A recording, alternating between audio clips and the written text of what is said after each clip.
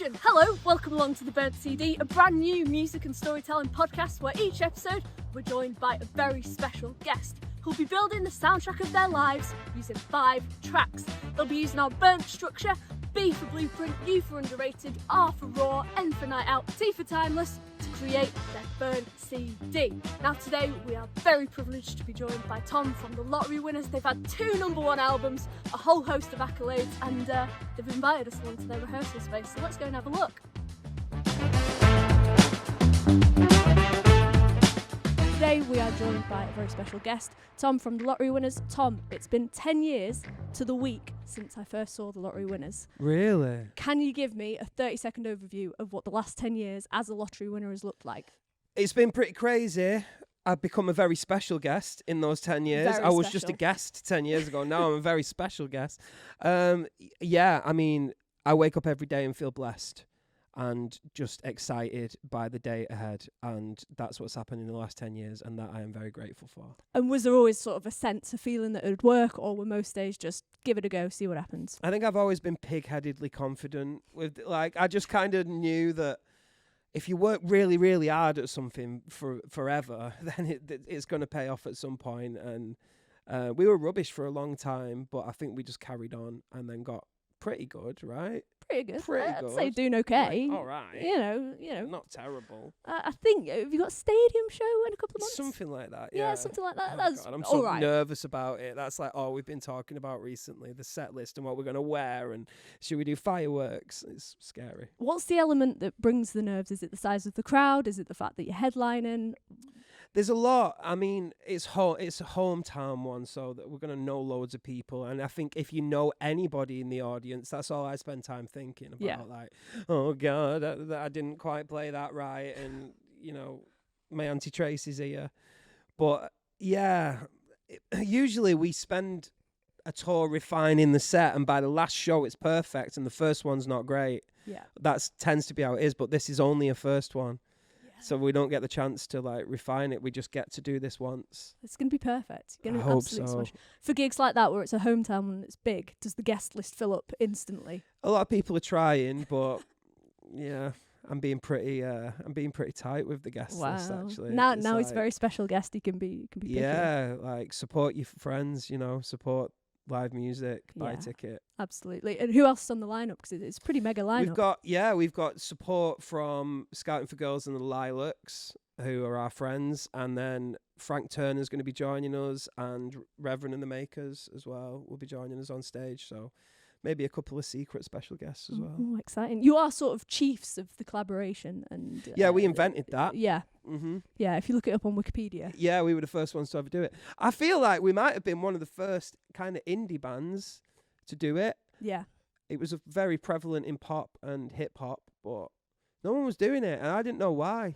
Well, yeah, I mean, It's you've made like- your mark, haven't you? Yeah. You've got some. I'm a genius. You are a genius. I mean, it's I'm a not. certified. I'm blagging it. I've come to the realization that everybody on earth is just blagging it. Nobody knows what they're doing. But that's the best way to do it, isn't it? Try your think best, so. see what happens. Yeah. Thank you very much for coming along, joining us on our podcast today. It's the Burnt CD. You've Yeah. picked 5 tracks. Am I supposed to remember what I've picked? In theory, but don't worry about it. We'll find I've got out. them written down. We'll be Okay. fine. So the first track is your Blueprint track, which is a track that was prevalent in your early life or in the start of your career, or has some sort of importance to you at the start of it all. You went for Everybody's Free to Wear Sunscreen by Yes, Baz I did go Luhrmann. for that. Before we get into why you've picked it, can you just tell us the premise of it? Because it's not really a conventional song. No, it's more of like a spoken word advice piece, isn't it? Really, it was just dead important. I remember hearing it when I was a kid watching The Box, and it had like this music video, and just being like, wow, I'd never heard anything like that before, and it really made me feel something, and it kind of like made me understand how much power and beauty can come with just words. Yeah. And I thought it was really special. And obviously it dispenses quite a lot of information. Are there bits that sort of you didn't really appreciate at the time that now, I don't want to presume your age, Thom, as a slightly older gentleman. That Oh, am I an older gentleman? Oh, my God. Well, you know, When you've did been that going a happen? while. Yeah. I mean, it's all as relevant as it was when I heard it when I was a kid. Like, I always just want to remember you are not as fat as you think you are. Like, that's the thing that I always try and think. Yeah, I was speaking to my parents about it last night, and they were talking about the line about your knees, protecting your knees. Protect your knees. Yeah, you'll miss them when they're gone. Yeah. Is that ringing true yet, or is Oh there yeah, a few years I've left? got horrible knees. My knees are horrible. Dead ugly. Well, you know, it's you can't be good at everything. You can't be a genius in mind and knees. And body. Well, you know, I wasn't going to say that, but knees specifically. Okay, I'm going to put you on the spot. If you had to contribute 3 pieces of advice to the song now, what would they be? Oh God, that is on the spot. Well, I kind of did my own version of it with a song called An Open Letter to Creatives, which was kind of directly aimed at creatives during lockdown. So there's a lot in there, but I'm going to do 1, not 3, because that's too many. But I would say bravery is your biggest talent. Like, I'm not the best singer or songwriter or guitarist or whatever, but I am brave, and we'll get up and do it anyway, even though it's scary. We'll book a headline show at a stadium, even though it's scary. And I think, just take bravery as your biggest talent. Do you think that's the element that's helped you get to where you are? Because obviously there's loads of talented people out there, but you and the band have done amazing over the last couple of years. I think people with ADHD, which I always go on about, sorry, but I have got it, tend to take risks. Like, we're risk takers, and I think we've taken a lot of risks, and they've mainly paid off. Do you mind touching on that? Because I know you only got diagnosed relatively recently, right? Yeah, I kind of always knew, but I never had the formal diagnosis, and I wasn't sure how I would feel about it and what I was expecting, but it was a whirlwind of emotions, really. I think it's probably been about 1.5 years, maybe 2 years since I got the diagnosis. And I kind of I was a weight off my shoulders when I got that, and it felt like I forgave myself for a lot of the things I wasn't very good at. But then I also felt like there was like a grieving pit thing where I was like, well, I didn't have to have such a crummy childhood. Like, why didn't any of the grown-ups around me understand what this was, rather than just labeling me as like bad and excluding me? So yeah, it was a bit of a whirlwind. It's quite, as someone that's been through the process quite recently, I think one of the things that people asked me was, as an adult, what's the point of going for it now? And it is that sort of self-reflection and ability to be a bit kinder to yourself and go, oh, that's why that happened, and oh, that's why my brain does that. And that sort of awareness helps in a way. And there are, like you say, that grief of, oh, maybe it would have been easier if someone had picked up on it earlier. But there's also that, wow, I got to where I am despite that. Yeah, it was definitely for me. I didn't do it for any other reason other than just to know a bit more about myself. And I accept myself, I accept it. And I'm grateful for it, actually, because of those things like the risk taking and the way that I can focus on writing music and the things that I love and the mad ideas I have and thinking loads of different things at the same time. I think a lot of the people that I love and respect are neurodivergent, and I think it just makes their brains work in a way that makes me find them interesting in a lot of other people. So absolutely. And you released Superpower, which you were in, which the video of. I don't know. I think I was the highlight, really. Not the camels or you dressed up. It was actually me in my 1 second scene, and it was amazing to be a part of, because all the people that came together for the music video were all such individual people and very creative and had their own sort of element that they could bring. Which brings me to music videos in the sense of you've created loads. Yeah. What would be your favourite one that you've done so far? I really like Superpower, actually. 'Cause that was like one of the times where I was just allowed to run free and just do whatever I wanted, and then anything I thought of, we kind of made happen. But we made a video for a song called Start Again in my garage with tinfoil, and I really think I love the way that came out as well. Yeah. I just like making stuff, so. Yeah. Is that whole process? Do the ideas for the videos come from you guys, or is it external? So we collaborate with Shaolin Pete and Luca Rudlin quite a lot, because they can kind of make the visions happen. But yeah, I mean, it's always It's always our ideas, my ideas. Drop that in. I was surprised that, not in a bad way, but how long it takes. Because, like, obviously, as a consumer, as a watcher, you just go, 3 minutes of my life. Yeah. Can't take more than, like, 3 minutes to lip sync or 3 minutes to do this. But it's a very repetitive process, isn't it? Yeah, and we did that fast. We did that in one day. Like, Yeah. sometimes it's multiple days. Like, we had another day on that shoot. 2 more days on that shoot, actually, yeah. Yeah, it was really interesting to see the behind the scenes. I'm available for any future music videos if Great. you need, you know. I'll bear that in mind. Early Although a lot of the 20s. comments did say they hated you. Oh, they did, didn't Yeah. they? Damn. I Some- think it was the pink sparkly suit. I think I should have gone purple. Should have gone for this look, but that's okay. I'll work on that for next time. All right, I'll, cool. I'll be better. Be better, Tom, I promise. Let's talk about your underrated track. Do you remember what you picked for this? Was it a song by the Bloody Heads called Yes, Bill Collector? It was indeed. Do you know what? There's two monthly listeners on Spotify Well, for the Bloody Heads. that's what I was amazed by, because we've done a couple of recordings, and Yeah. you get people's Oh, definition there'll of be 3 now underrated. then. Yeah, So there's me and someone else who knows who that band is wow, in the world. And niche. it's probably the singer of the band. Yeah, I'll just on repeat. I mean, Yeah. when we went on YouTube to find it, I think it had 48 plays. Yeah. Which is amazing, because people's definition of underrated obviously changes quite a bit. You Yeah. know, we've had people say quite mainstream bands that have an underrated song, or artists that you've never heard of. Where did this song come into your life? Oh, how did I find out about the Bloody Heads?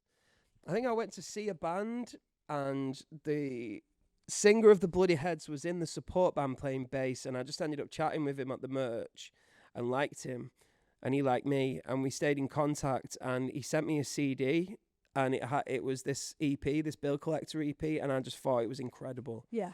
And yeah, I think he's releasing music now under Caleb Nichols, but that band, the Bloody Heads, just for that time, it must have been about 2012 or something like that.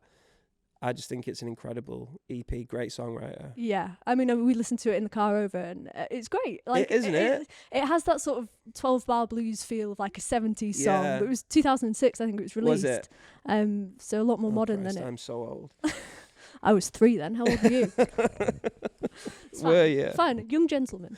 I'm a young gentleman. Okay, we're going to call you every age across the series of the podcast.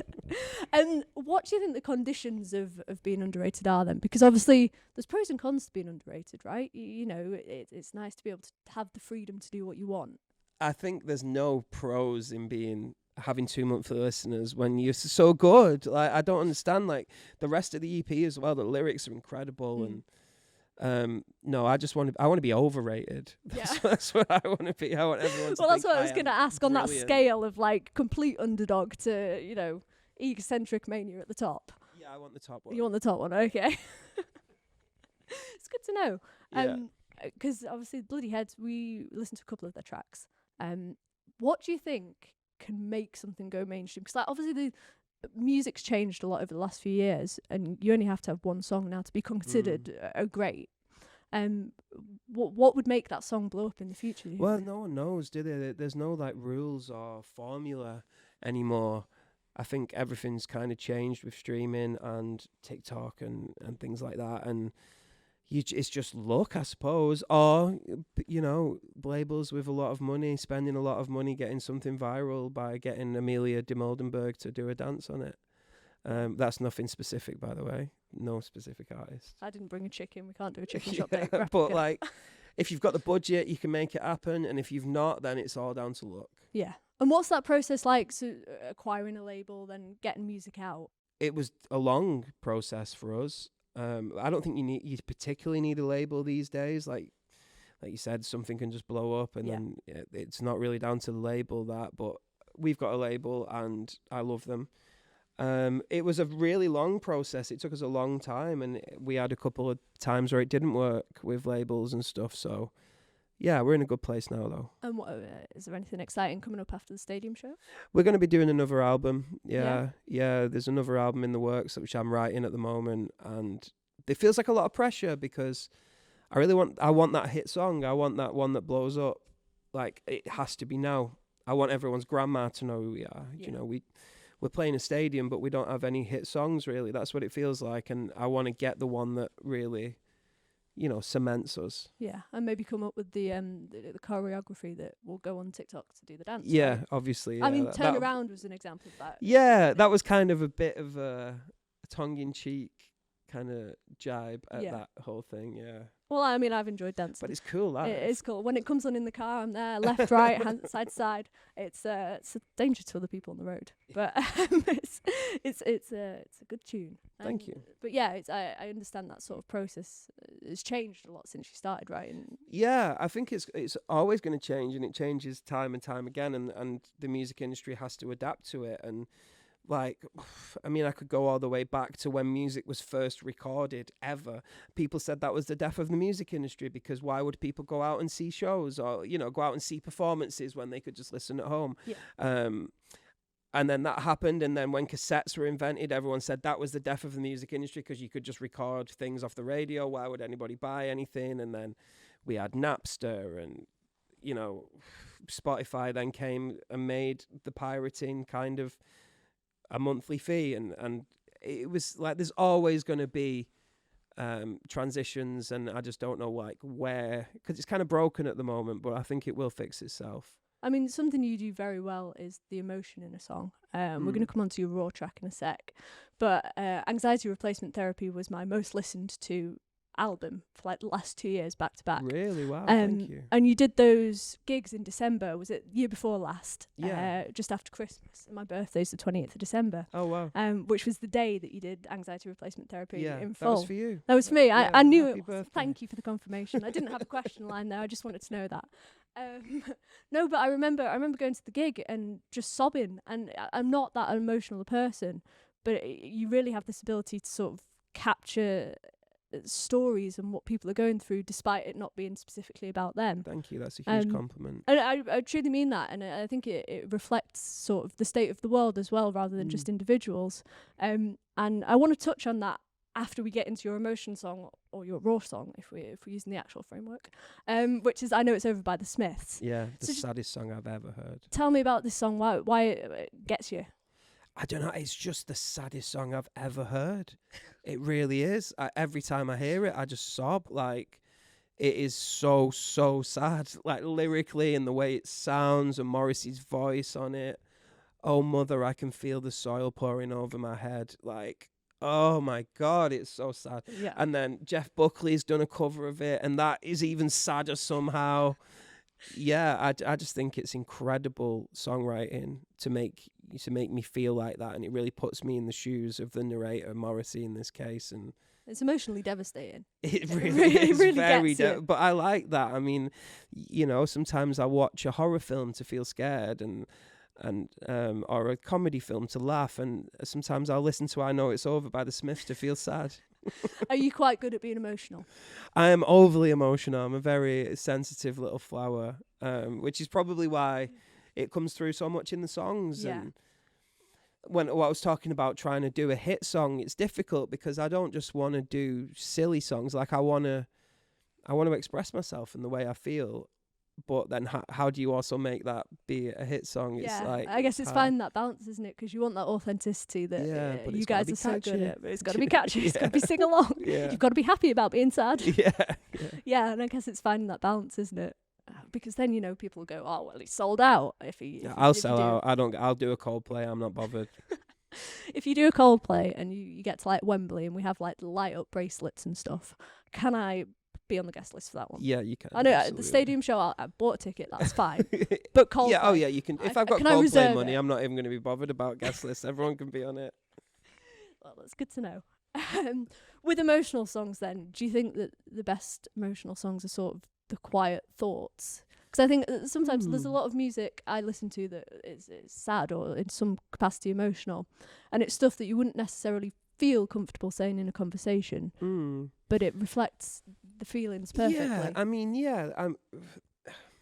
there's a lot in there. I mean, anything that you can feel, you can say in a song. So whether it is like from a sad place about loss or grieving or anything like that, then that's obviously really special. But also there's just like huge statements of love that have been in songs that make you feel warm inside. So I don't really know. I think as long as it's genuine, I think you can really see through a disingenuous song. Like I can anyway. Like if I listen to something on the radio, I'm just like, well, I know that was written by a bunch of people that were just trying to make a catchy song. And that doesn't really do anything for me. You have a plethora of emotional songs. Are there any that you'd say you were most proud of, or that is the one that sticks out? Our underrated song maybe is The Days Keep Passing Me By, which just came out on an EP during lockdown. And I just think it's a really good song. Yeah. Like, it really just encapsulates the way that I felt during that time when we were all locked down.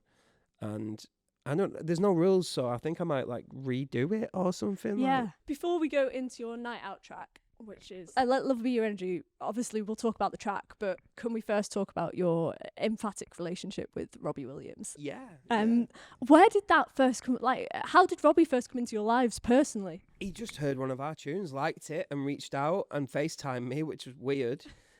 And I was in bed and he was in bed, and he was like, "Oh, do you like being in bed all the time?" And I was like, "Yeah, do you like being in bed all the time?" And he was like, "Yeah." And then we had like an hour and a half conversation the first time, in which he made me cry.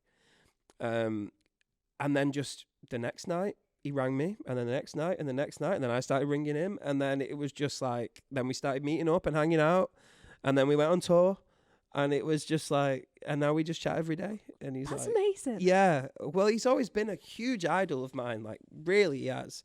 Because the way he can command an audience, and you know, I like showing off on stage. Like, that's my whole thing. And he's a big show off as well. And he's naughty, and he's got ADHD, and he's an amazing songwriter, and he's all the things that I want to be.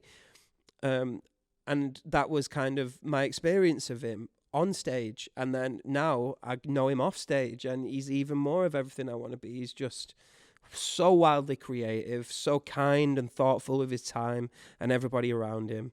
And yeah, he really is a huge inspiration to me. Do you ever have moments where, and I don't know if you do, or it's always just keeping going forward, where you sort of reflect and go, 20 years ago, if you'd said, "Oh, I'm FaceTiming Robbie Williams every night," can you afford to have those moments where you reflect on it? Yeah, I mean, it's weird. I have them when I see him on stage, because he's like a different person. If I'm just sat with him and we're eating crisps and watching Alan Partridge or something, then that's different. But when I went to the Brit Awards. I don't know if you saw me on the best dressed list. I was kind of on the tables, and he just walked out to present an award, and he just looked so majestic, and he put his arm up like that, and everyone went bananas. Yeah. And I was like, oh my God, that's my mate. And I was kind of like really proud of him, but also proud of me that I was friends with him. Yeah. Do you know what I mean? Yeah, absolutely. It comes back to ambition, I guess, doesn't it? And like, I quite like the analogy that ambition is like fog, in that it's like always out of sight and you're never satisfied. But I guess moments like that must be really important to go, oh wow, you know, I've done all right. Yeah, I did. I kind of have what you're talking about. The other day, I was just, I think I was doing the washing up or something, and he was in Miami, so the time difference, and he was just like falling asleep, and he rang me and just said, "I'm just falling asleep, but I've just had this idea for a chorus for you," and sang it to me, and I was like, wow. And then he was like, "Right, see you, mate, bye." And then I was just like washing up, like he was thinking about me just before he went to sleep then, and that is Robbie Williams. That's amazing. Yeah. I mean, and like your phone book must be full of very cool people now. Yeah, it's getting pretty star-studded. Pretty hefty. Yeah. I mean, you've got Izzy Brand from the Burnt CD. And, is there anyone that you've yet to sort of brush shoulders with that you'd love to work with? Yeah, loads of people. It's kind of a small industry, and I think when we got the first #1 album, someone opened the door to it, and everyone was just kind of there. And then you're in a room, and there's Noel, and you're like, "Hey, man," and he's like, "Hey," and then you chat about guitars, and you exchange numbers and become friends. It's kind of like, there's obviously loads of people that I love and respect that I don't know yet, but yet is the kind of thing. I'm meeting people all the time. Yeah. And with the aforementioned maybe new album coming out, however long that process takes, do you sort of go, right, we've got 11 tracks that we want to do by ourselves, and maybe we could work on this with somebody else? Or is it sort of a planned, like, oh, we want to do a couple of collaboratives here? What's that process like? Do you know what? I haven't even thought about collaborate. Apart from I really want to do a song with Robbie. Yeah. And there's kind of like 10 options of that, because we've been writing together quite a bit. But I haven't really thought about it this time. I want to make 100 songs and then pick the best 12. Yeah. So I'm probably 40 songs into my 100. Okay. And I'm writing songs every day. And even if they're terrible, I've been writing weird rap songs just to make myself laugh. Yeah. But it's kind of like stretching those muscles and just making something every day. Does it have to get full band approval to make it onto a record? Yeah, we all have to like it. Yeah. Yeah. It's collaborative. And Kate's been writing a lot on this record, actually. Kate, Yeah? Yeah, for the first time, Kate's like really, she's bringing lyrics and she's bringing choruses, and she's come to a few writing sessions with me, and it's like really cool. Because she performed on stage with Robbie most nights of the tour, right? Yeah. Which is amazing. Yeah, I think, you know what? I think that might have been a huge thing for her confidence. Yeah. And it was down to Rob again, because he sat down with her and really spoke to her after the first time that they did that. And I think I saw a shift in Kate and she should believe in herself because she's incredible. But I always think she kind of doubted herself, and now she's coming with songs and like, it's really great to see. But that also speaks to his character that, you know, he's formed such good relationships with all of you. Yeah. Mainly me, though. I'm his best mate. Okay, yeah. No one else is on speed dial. No one else is getting phone calls before he goes to sleep in Miami. Let Love Be Your Energy. Why this track? Why is this your go-to track? This is a song that it's been kind of a very prevalent song in our van journeys since we started the band. I remember watching it on the box as a kid and seeing the video, but we just all love this song so much. Yeah. And always have. Like, we've always listened to Robbie in the van. It's so weird. Yeah. Like, it's like manifested it. But I've got it tattooed on my arm, Let Love Be Your Energy. And I just think it's a great song. Yeah. Just an underrated Robbie song, actually. Yeah, it's not one of the go-to ones, Yeah. is it? If you're listening to this on a night out, at what point are you listening to it? Is it like the getting ready song? Is it the out song? Or is it like the 2 a.m. I will Chicken listen to it Dippers 3 song? times. I will listen to it on all of those times. Just on repeat. Yeah. I mean, it's a great track. We touched on music videos earlier. The music video for this track, very interesting concept. Yeah, it's like kind of animated, isn't it? Yeah. And he's like a little computer game character. Is he? I'm trying to remember it. I think that's it. Yeah. Yeah, it was cool. I mean, Rob's also amazing at music videos. Like, Rock DJ was so iconic. Yeah. Like, you couldn't watch it before 9 o'clock when he peeled his skin off. Like, he's always known how to do that. Yeah, I mean, it comes back to storytelling, doesn't it? Yeah. Are you the sort of person that, like, when you watch something, a series or a horror or whatever, do you have to do like a palate cleanser afterwards? Like, if you watch a horror, if it's me, I'm watching a horror and then putting an episode of Miranda on, just to like, so that nothing's going to get me.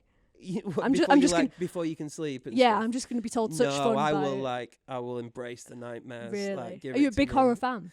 Yeah, I quite like horror films. I think I like films. I really like any form of storytelling and escapism and creativity. So, what would be the best lottery winner's tune to have in a horror film, do you reckon? Oh, I don't think we've got any scary enough. Maybe that's the next thing. Halloween song. Maybe the whole album is just drop it on October 31st. Yeah. Dressed up. Yeah. I like the concept of that. I can get behind that. Right, your timeless track, God Only Knows by the Beach Boys. Oh yeah. Obviously goes without saying, it's a massive record. Mm-hmm. Why is it your pick? It's perfect.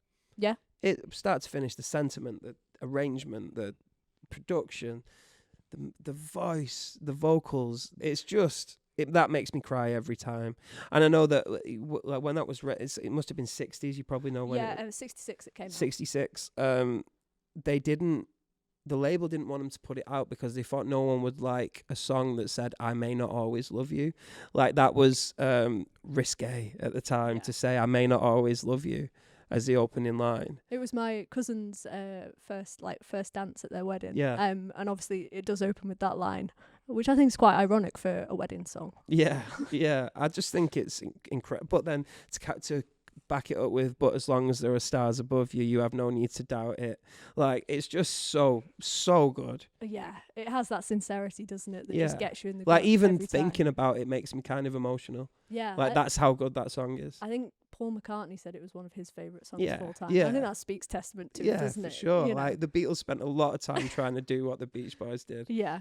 Or one up each other. And I think that is just like such a incredible time for music where people are really pushing the boundaries and doing things differently. And you know what? I'm seeing that now as well. I think there's a lot of like wildly creative things happening in music, like in hip hop and in pop people are just doing like, am I allowed to swear? Yeah, go for it. I'm not gonna. People are just doing like crazy things. You know, good to ask for permission, not forgiveness, isn't it? Yeah, it has all those elements, doesn't it? If you had to define something that makes it timeless, though, or any track, what makes something stand the test of time? And I mean, it still sounds great. Like if you listen to Nevermind by Nirvana, it still sounds incredible. It came out in the 90s, early 90s, and it still sounds like it's been made today, and I think that's what makes it timeless. It doesn't sound dated at all. Do you think every generation has a sort of timeless artist or a timeless track, or do you think it's very much like a universal, a couple of like older artists? Yeah, I mean, you've got those real special ones, haven't you? I'm trying to think what's this generation's, what's our generation's, like. You've got kind of Amy Winehouse, but that's 10 years ago, isn't it? So like, what's now? Yeah. Is Harry Styles that? Like, I don't know.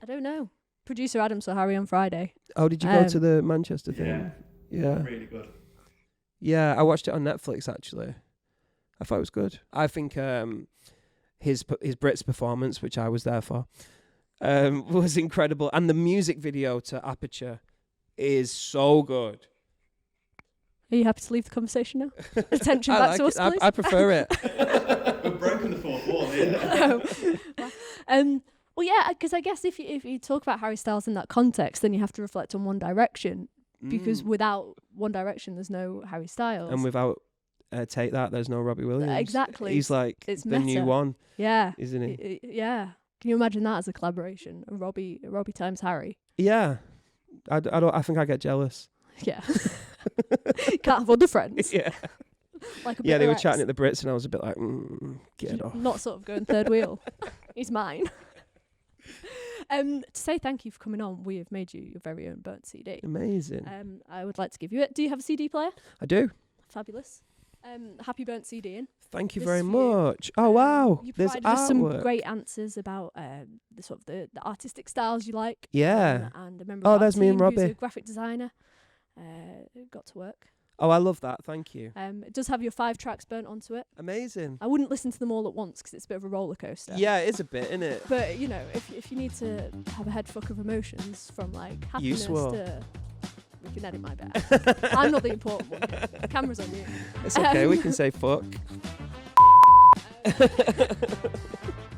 Yes, thank you so much for your time. It's No, much thanks appreciated. thank you for having me, and thank you for being interested in what I have to say, and thank you for my CD. My pleasure. I really I'll appreciate look it. forward to the Wembley gig where I'll be first on the guest list. Yeah, Plus 10, absolutely, with a yeah? light up bracelet. Okay, fabulous. Heard it here first.